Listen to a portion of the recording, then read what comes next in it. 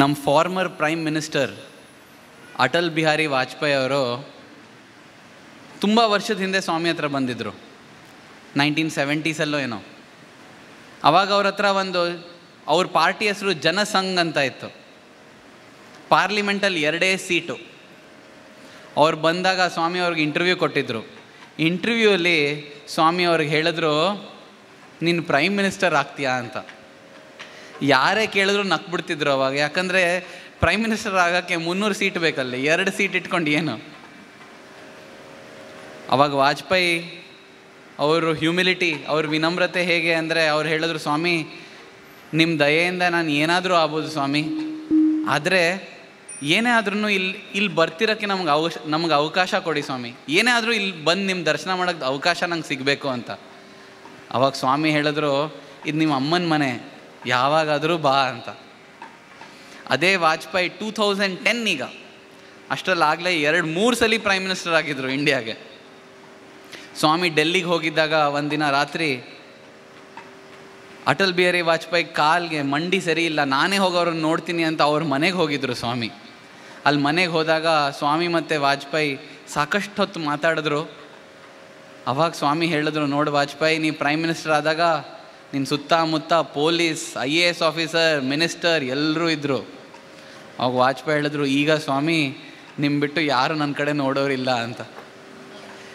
ಯಾರೇ ಬಿಟ್ಟರು ದೇವರು ನಮ್ಮ ಕೈ ಬಿಡಲ್ಲ. ಯಾಕಂದರೆ ಇದು ನಮ್ಮದು ಬಂಧನ ಇರೋದು ಅಕ್ರಾಸ್ ಜನರೇಷನ್ಸ್. ಯಾರೇ ಈ ಜನ್ಮದಲ್ಲಿ ನಮ್ಮ ತಂದೆ ತಾಯಿ ಆಗಿರ್ಬೋದು, ನಮ್ಮ ನಿಜವಾದ ತಂದೆ ತಾಯಿ ಆ ಶಿವಶಕ್ತಿ ಸ್ವರೂಪನೇ. ಈ ಮುಂದೆ ಬರ್ತಿರೋ ಹಾಡು ಅದೇ ಹೇಳುತ್ತೆ. ಮರಾಠಿ ಹಾಡಿದು, ಏಕನಾಥ್ ಅವ್ರು ಕಂಪೋಸ್ ಮಾಡಿದ್ದಾರೆ. ಅದಕ್ಕೆ ಅವ್ರು ಹೇಳ್ತಿರೋದು ವಿಠಲನ್ಗೆ, ವಿಠಲ ನೀನೇ ನನ್ನ ತಂದೆ ಕಣಪ್ಪ, ರಕುಮಾಯಿ ನೀವೇ ನಮ್ಮ ತಾಯಿ. ಅಲ್ಲಿ ಪುಂಡಲಿಕ ಇದನ್ನಲ್ಲ, ಇನ್ನೊಬ್ಬ ಭಕ್ತ ವಿಠಲಂದು, ಅವನು ನನ್ನ ತಮ್ಮ. ಚಂದ್ರಭಾಗ ನದಿ ಇದೆಯಲ್ಲ, ಅವಳೇ ನನ್ನ ತಂಗಿ, ನನ್ನ ಅಕ್ಕ. ಯಾಕಂದರೆ ನಮ್ಮ ಲೈಫಲ್ಲಿ no relationship is true except the divine relationship. ಇದನ್ನು ಜ್ಞಾಪಕ ಇಟ್ಕೊಂಡು ಈ ಹಾಡನ್ನ ನಾವು ಕೇಳೋಣ ಈಗ.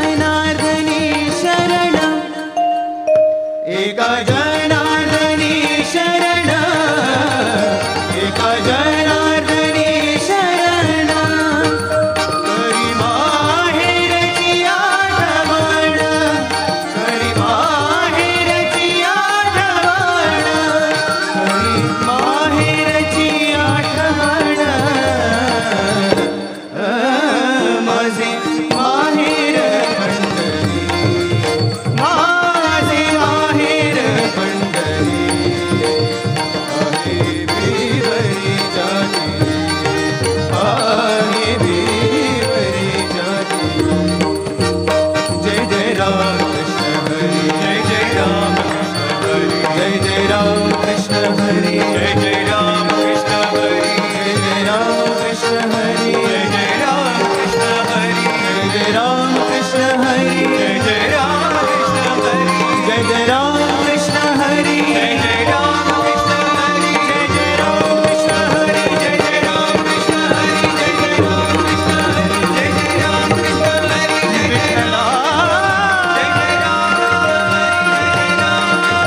जय जय राम कृष्ण हरी, जय जय राम कृष्ण हरी, जय जय राम कृष्ण हरी, जय जय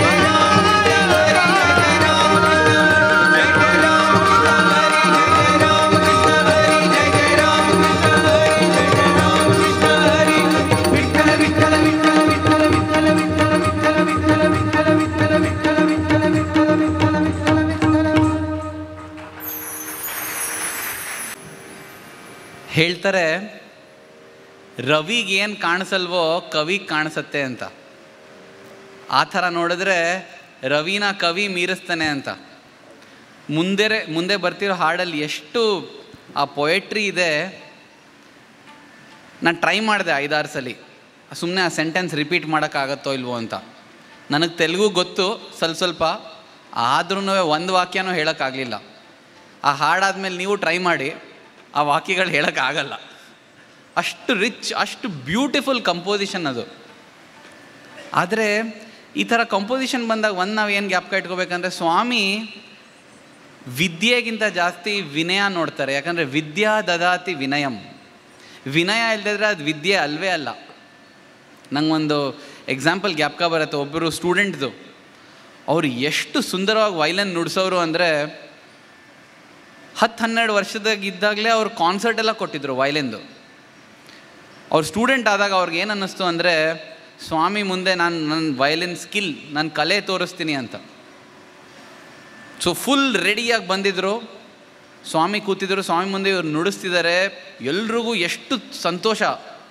ಆದರೆ ಸ್ವಾಮಿಗೆ ಗೊತ್ತು ಈ ಹುಡುಗನಲ್ಲಿ ವಿದ್ಯೆ ಸಿಕ್ಕಾಪಟ್ಟೆ ಇದೆ, ಆದರೆ ವಿನಯ ಸ್ವಲ್ಪ ಬರಬೇಕು ಅಂತ.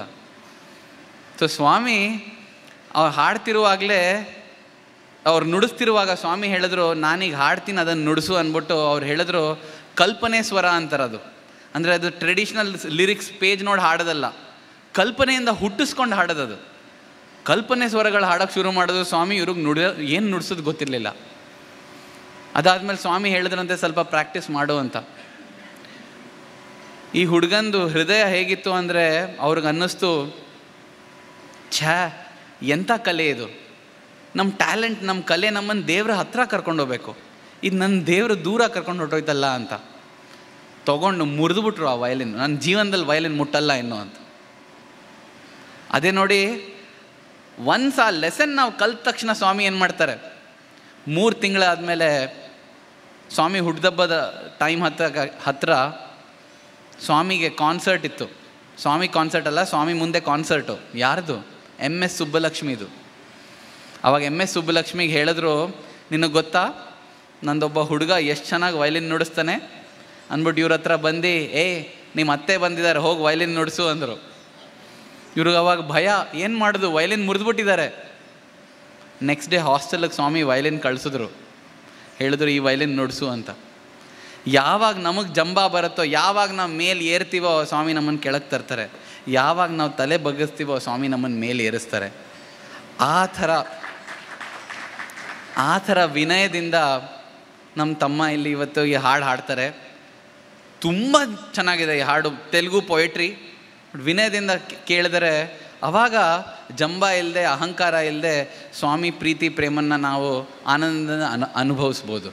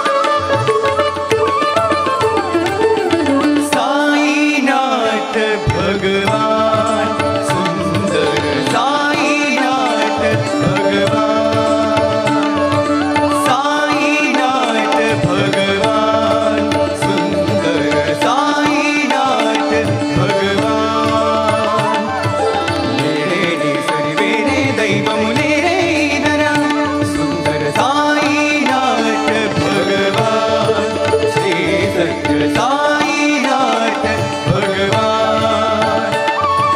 परि परि विधमुल मरि मरि मुरलिडार विरि कनुలను करुणनु पुरियग बिर बिर कोरिन वरमुल नीयग साईनाथ भगवान श्री सत्य साईनाथ भगवान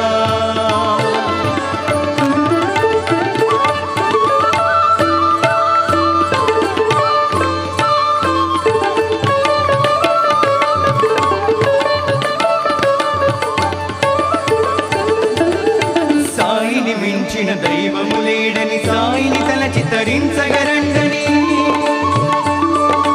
సాయిని మించిన దైవము లేడని సాయిని తలచి తరించగరండని చాటెదా భువి చాటెదా వేరిగాడాండడాండడాండని నాదవ జాండము నిండగ గణ మనముల హర్షము నిండగా సాయినాథ్ భగవాన్ సుందర సాయినాథ్ భగవాన్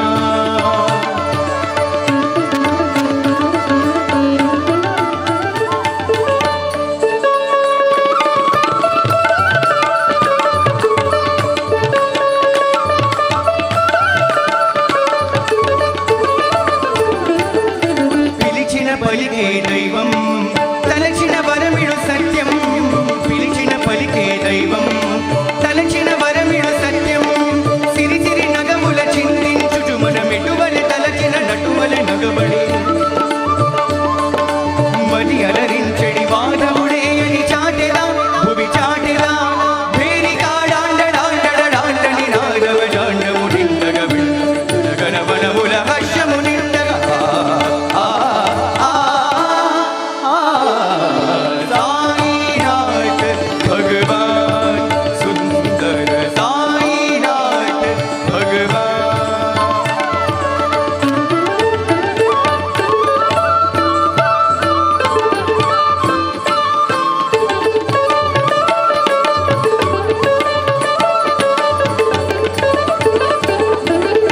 వేద రక్షకుడు ఇతడే పేదల పెన్నిది ఇతడే వేద రక్షకుడు ఇతడే పేదల పెన్నిది ఇతడే నాద వినోదుడు ఇతడే గీతకు భాష్యం ఇతడే ఖేద మోదముల లీలగ చూపెడి వేద వేద్యుడవు దేవుడిదే అని చాటెదా భువి చాటెదా వేరిగాడాండడాండడాండని నాదవ దాండము నిండగ గణ మనముల హర్షము నిండగా సాయినాథ్ భగవాన్ సుందర సాయినాథ్ భగవాన్ పని సరి సాయినాథ్ భగవాన్ సరిమ పని సరి సాయినాథ్ సరిమ పరిమ రిమ పని రి సాయినాథ్ పని సరి సాని సమ పని ని పమరి మమరి ని పమరి సని పని మమ సాయినాథ్ భగవాన్ నిని సాద సాద నిని సమరి సని పసా పని రి ని ని ని మని రి ని ని ని రి రి రి ని పమ పని పమరి నిని సమరి సరి మ సరి రి సమ మరి మమరి పప మ పప మని పని ని పస సాయినాథ్ సమరి పమని పస ని రి సమరి సని పసాయినాథ్ భగవాన్ సుందర సాయినాథ్ భగవాన్ వేరే ని సరి వేరే దైవములే రే ఇదరా సుందర సాయినాథ్ భగవాన్ శ్రీ సత్య సాయినాథ్ భగవాన్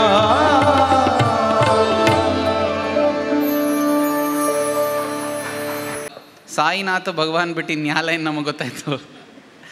ಬಟ್ ನಂಗೆ ಅನ್ನಿಸ್ತು ಅದು ಒಂದು ಲೈನ್ ಗೊತ್ತಿದ್ದರೆ ಬರೀ ಹಾಡುಗಲ್ಲ, ಈ ಜೀವನಕ್ಕೆ ಸಾಕು. ಸಾಯಿನಾಥ ಭಗವಾನ್ ಒಂದು ಗೊತ್ತಿದ್ರೆ ಸಾಕು ನಮಗೆ ಜೀವನಕ್ಕೆ. ನೆಕ್ಸ್ಟ್ ಬರ್ತಿದೆಯಲ್ಲ ಹಾಡು ತುಂಬ ಇಂಟ್ರೆಸ್ಟಿಂಗ್ ಅದು, ಯಾಕಂದರೆ ಅದ್ರ ಹಿಂದೆ ಒಂದು ದೊಡ್ಡ ಕಥೆ ಇದೆ.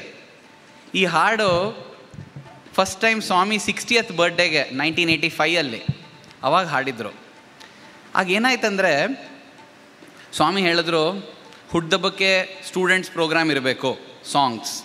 ಸರಿ, ಅವ್ರು ಒಪ್ಕೊಂಡ ತಕ್ಷಣ ಸ್ವಾಮಿ ನೆಕ್ಸ್ಟ್ ಡೇನೇ ಏದು ಯಾವ ಸಾಂಗ್ ಹಾಡ್ತಿದ್ದೀರಾ ಸ್ವಾಮಿ, ಇನ್ನೂ ಕಂಪೋಸ್ ಆಗಿಲ್ಲ ಅಂತ ಹೇಳೋಕ್ಕಾಗಲ್ಲ.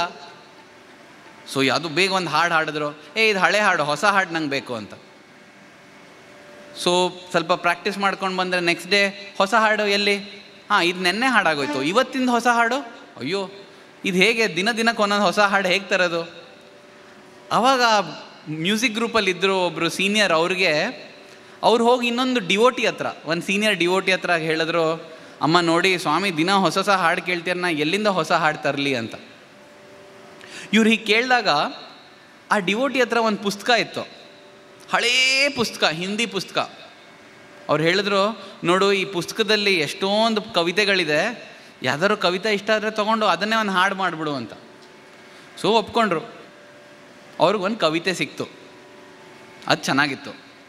ಆದರೆ ಅದು ಸ್ವಾಮಿ ಮೇಲೆ ಇರಲಿಲ್ಲ, ದೇವ್ರ ಮೇಲೆ ಜನರಲ್ ಆಗಿತ್ತು. ಸೊ ಇವ್ರು ಏನು ಮಾಡಿದ್ರು, ಮೊದಲಲ್ಲಿ ಸ್ಟಾರ್ಟಿಂಗ್ ಆಫ್ ದ ಸಾಂಗಲ್ಲಿ 2 ಲೈನ್ ಸೇರಿಸ್ಬಿಟ್ರು, ಭಜೋರೆ ಪರಮನಾಮ ಶ್ರೀ ಸಾಯಿ ಅಂತ. ಆವಾಗ ಇದು ಸಾಯಿದ ಹಾಡಾಗೋಯ್ತು. ನೆಕ್ಸ್ಟ್ ಡೇ ಇಂಟರ್ವ್ಯೂ ರೂಮಲ್ಲಿ ಸ್ವಾಮಿ ಕೇಳಿದ್ರು, ಎಲ್ಲಿ ಹೊಸ ಹಾಡು? ಸ್ವಾಮಿ ಇದೇ ಹೊಸ ಹಾಡು,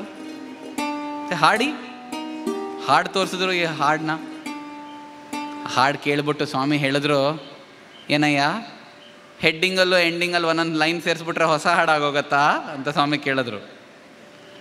ಆಮೇಲೆ ಸ್ವಾಮಿ ಹೇಳಿದ್ರು, ಈ ಹಾಡನ್ನ ನಾನು ಬ್ರಹ್ಮಚಾರಿಗೆ ಎಷ್ಟೋ ವರ್ಷ ಹಿಂದೆ ಕೊಟ್ಟಿದ್ದೆ ಅಂದರು. ಯಾರಪ್ಪ ಈ ಬ್ರಹ್ಮಚಾರಿ?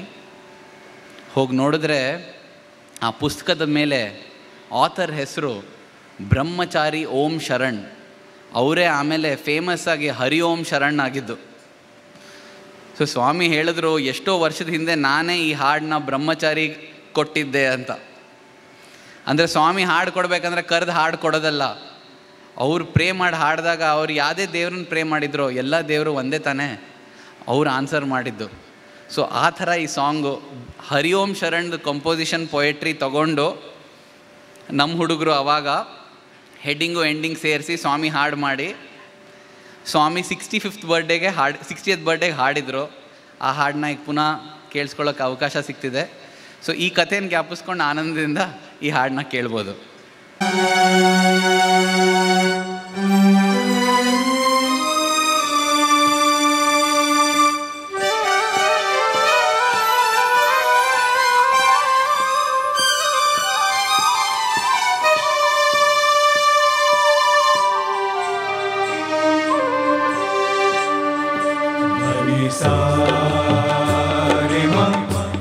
पद पम गरि सरि रे गरि धनि सद पम गरि समा